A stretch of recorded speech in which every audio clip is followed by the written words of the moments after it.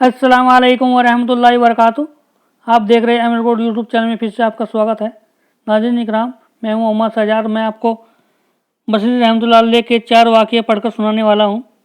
अगर आप हमारे चैनल पर नए हैं तो प्लीज़ चैनल को सब्सक्राइब कर लें और आल के बटन पर क्लिक कर दें ताकि हमारे आने वाली वीडियो आपको समय समय पर मिलती रहे। वीडियो को स्किप ना करें, ध्यान से देंगे ताकि वाक़या समझ में आए। बहुत ही दिलचस्प किस्सा है, तो चलिए शुरू करते हैं। हसन बसरी रहमतुल्लाह अलैह फरमाते हैं कि मुझे 4 वाक़या ज़िंदगी के बहुत अजीब लगे। लोगों ने यह पूछा, जब हजरत वे कौन थे?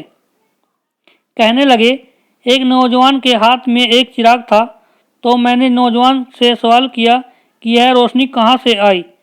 तो जैसे ही मैंने सवाल पूछा कि यह रोशनी कहाँ से आई, उसने फूंक मारकर चिराग बुझा दिया और कहने लगा, हजरत जहाँ से आई थी वहीं चली गई। फरमाया कि मैं उस नौजवान की हाजिर जवाबी पर आज तक हैरान हूँ। दूसरा वाक़या है, एक बार 10-12 साल की एक लड़की आ रही थी कि उसकी बात ने मुझे हैरान कर दिया।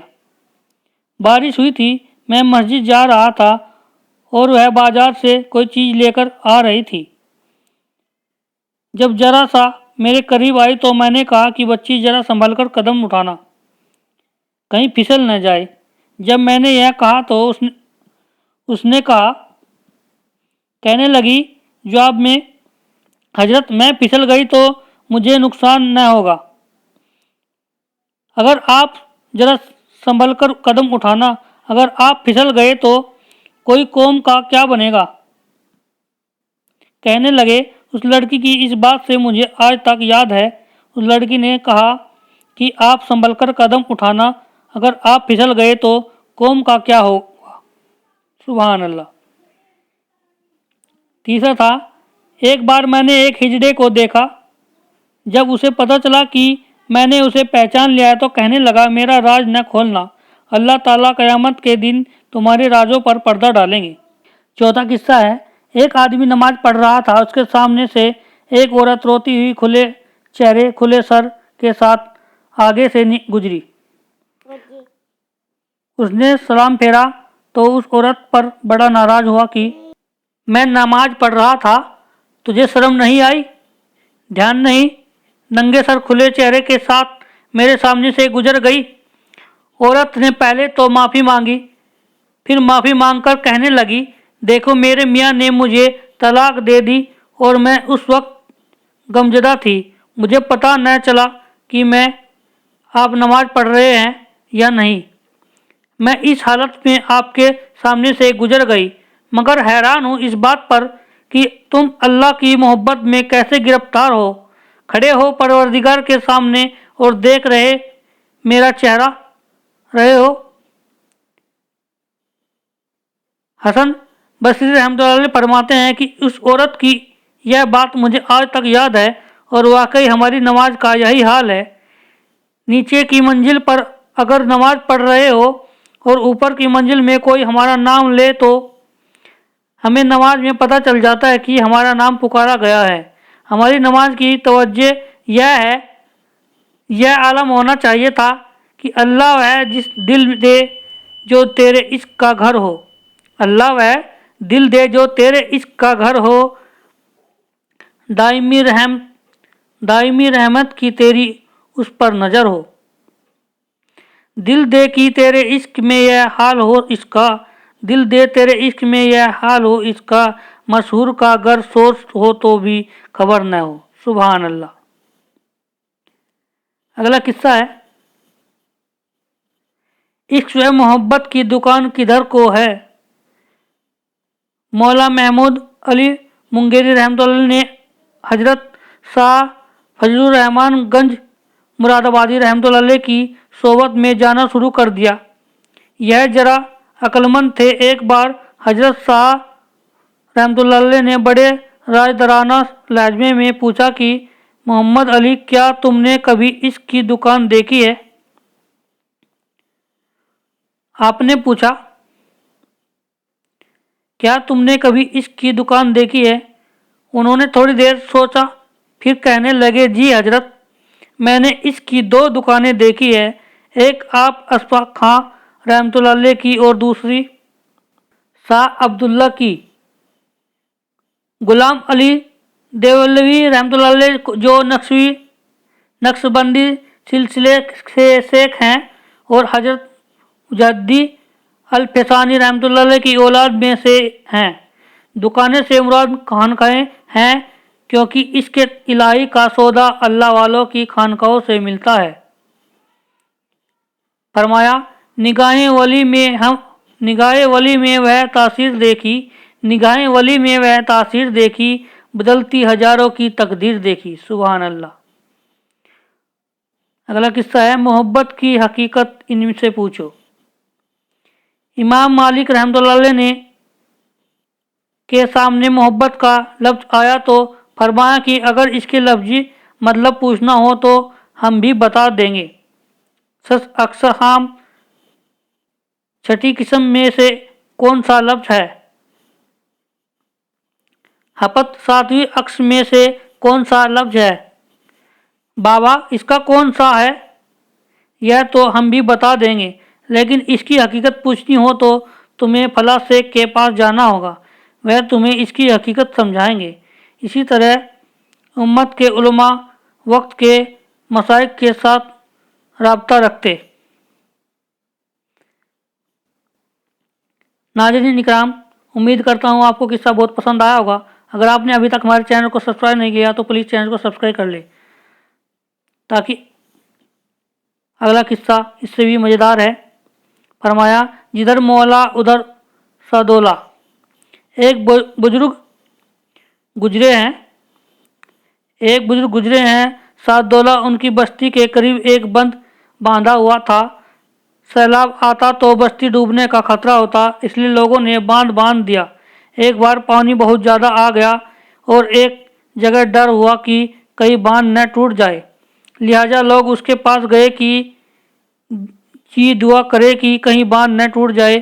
وہ اپنا کدال لے کر آئے اور اس جگہ کو دیکھا جہاں سے ٹوٹنے کا خطرہ تھا، اس کو کھودنا شروع کر دیا۔ لوگ حیران تھے کہ حضرت ہم تو آپ کو اس لیے لائے ہیں کہ باندھ ٹوٹے نہیں، الٹا آپ کھود رہے ہیں۔ کہنے لگی جدھر مولا ادھر سدولہ، اگر میرے رب کو توڑنا منظور ہے تو میں خود ہی کیوں نہ توڑ دوں۔ اس کی یہ عاجزی اللہ کو پسند آ گئی، پانی گھٹنا شروع ہو گیا، سیلاب جہاں سے آیا تھا وہیں واپس گیا۔ اللہ والے سراپا تسلیم و رجا ہوتے ہیں۔ فرمایا تیرا غم بھی تجھ کو عجیب ہے کہ وہ تیری ہی ہوئی چیز ہے۔ سبحان اللہ۔ حضرت شبلی رحمۃ اللہ علیہ گورنری سے فقیری تک، بہت ہی دلچسپ قصہ ہے۔ عباسی کے دور میں اسلامی حکومت لاکھوں مربع سکوائر میل کے علاقے تک پھیلی ہوئی تھی۔ الگ الگ علاقوں کے گورنر اپنے اثر کو استعمال کرتے ہوئے حکومت کا نظام چلا رہے تھے۔ اکثر علاقوں سے عدل و انصاف کی خبریں مل رہی تھی، پھر بھی کچھ علاقوں کے حالات اور بہتر بنانے کی ضرورت محسوس ہو رہی تھی۔ وقت کے خلیفہ نے سوچا کہ تمام گورنر حضرات کو مرکز بلایا جائے اور اچھی طرح کام انجام دینے والوں کو انعام اور اکرام سے نوازا جائے، تاکہ دوسروں کو بھی حالات ٹھیک کرنے کا شوق ہو۔ چنانچہ فرمان شاہی کچھ دنوں میں ہر علاقے میں پہنچ گئے کہ فلاں دن سب گورنر حضرات مرکز میں اکٹھے ہو۔ آخر وہ دن آ گیا جس کے لیے گورنر حضرات ہزاروں میل کا سفر طے کر کے آئے تھے۔ خلیفہ وقت کے ایک خاص بیٹھک میں ان سب کو جمع کیا، کچھ اچھی طرح کام کرنے والوں کو خاص انعام و اکرام سے نوازا اور کافی لوگوں کو نصیحتیں کی۔ محفل کے ختم پر خلیفہ نے سب حضرات کو اپنی طرف سے پوشاکیں دی اور اگلے دن خصوصی دعوت کا اہتمام کیا۔ سب حضرات اپنی اپنی خصوصی پوشاک پہن کر اگلے دن دعوت میں آئے۔ شاندار کھانوں اور پھلوں کی مہمانداری سے لطف اٹھائے۔ کھانے کے بعد ایک دوسرے کے خیالات اور حالات کے جاننے کی महफिल गर्म हुई। सब लोग बहुत खुश थे। खलीफे वक्त की खुशी भी उनके चेहरे से झलक रही थी। ठीक उसी वक्त गवर्नर को छींक आ रही थी और वह अपनी कुव्वत से दबा रहा था। थोड़ी देर की कशमकश के बाद गवर्नर को 2-3 छींकें इकट्ठी आई। थोड़ी देर के लिए महफिल का माहौल बदल गया। सब लोगों ने उसकी तरफ देखा। छींक आना एक तबीयत चीज है, मगर जिस गवर्नर को छींक आई वह शर्म महसूस कर रहा था, क्योंकि उसकी नाक से कुछ मवाद निकल आया था। जब सब लोग खलीफा की तरफ मुतवज्जह हुए तो उस गवर्नर ने मौका गनीमत जानते हुए अपने पोशाक से एक कोने में नाक को साफ किया। अल्लाह ताला की शान में ठीक उसी लम्हे खलीफाए वक्त उस गवर्नर को देख रहा था। जब उसने देखा कि उसकी आंत की हुई पोशाक से नाक से निकलने मवाद को साफ किया गया है तो उसके गुस्से की हद न रही। खलीफा ने गवर्नर को तंबीह की कि तुमने शाही पोशाक की बेकदरी की और सब लोगों के सामने उसकी पोशाक वापस ले ली। उसे दरबार से बाहर निकाल दिया गया। मजलिस की खुशियां खाक में मिल गई। सब गवर्नर हजरात परेशान हो गए कि कहीं उनका असर भी इस जैसा न हो। समझदार वजीर ने मौके की निजात का ख्याल करते हुए खलीफाए वक्त से कहा कि आप महफिल ख़त्म कर दे। लिहाजा महफिल ख़त्म होने पर ऐलान कर दिया गया। सब गवर्नर हजरात अपने ठिकानों की तरफ लौट गए। दरबार में खलीफाए और वजीर बाकी रह गए। थोड़ी देर होने पर हजरात खामोश रहे और नापसंद वाक़ियों पर अफसोस कर रहे थे। थोड़ी देर बाद दरबार में आकर खबर दी कि नवाहंद के इलाके का गवर्नर अंदर आने की इजाज़त चाहता है। खलीफा ने अंदर आने की इजाज़त दी। गवर्नर ने अंदर आकर सलाम किया और पूछा कि छींक आना अपने काबू की बात है या काबू से बाहर की बात है। खलीफा ने सवाल की नजाकत को भांप लिया और कहा, तुम्हें ऐसा पूछने की ज़रूरत है, जाओ अपना काम करो। गवर्नर ने दूसरा सवाल पूछा कि जिस आदमी को शाही पोशाक से नाक की उसकी सज़ा यही लाजमी थी कि भले दरबार में जलील कर दिया जाए और इसे कम सज़ा भी दी जा सकती थी। यह सवाल सुनकर खलीफा ने कहा कि तुम्हारे सवाल में से मुसाहबे की बू आती है। मैं तुम्हें तंबीह करता हूँ कि ऐसी बात मत करो वरना पछताओगे। गवर्नर ने कहा, बादशाह सलामत, मुझे एक बात समझ में आई कि आपने एक शख्स को पोशाक पहनने और उसे पोशाक की नाकदरी की। आपने बीच दरबार में उसको जलील व रुस्वा कर दिया। मुझे ख्याल है कि रब्बे करीम ने भी मुझे इंसानियत का लिबास पहनाकर दुनिया में भेजा है। अगर मैंने इस लिबास की नाकदरी की तो अल्लाह मुझे भी रोज़े मसूर इसी तरह रुस्वा कर देंगे। यह कहकर उसने अपनी पोशाक उतार कर तख्त पर फेंक दी और कहा कि मैं इंसानी लिबास वजूद की कदर करूं ताकि मसूर की जिल्लत से बच जाऊं। गवर्नर यह कहकर और गवर्नरी को लात मारकर दरबार से बाहर निकल गया। बाहर निकलकर सोचा कि क्या करूं, तो दिल में ख्याल आया कि जुनैद बगदादी रहमतुल्लाह अलैह की खिदमत में जाकर बातिनी नेमतों को हासिल करनी चाहिए। सुभान अल्लाह। दोस्तों, अगर आपको ये किस्सा पसंद आया, उम्मीद करता हूँ आपको ये किस्सा बहुत पसंद आया होगा।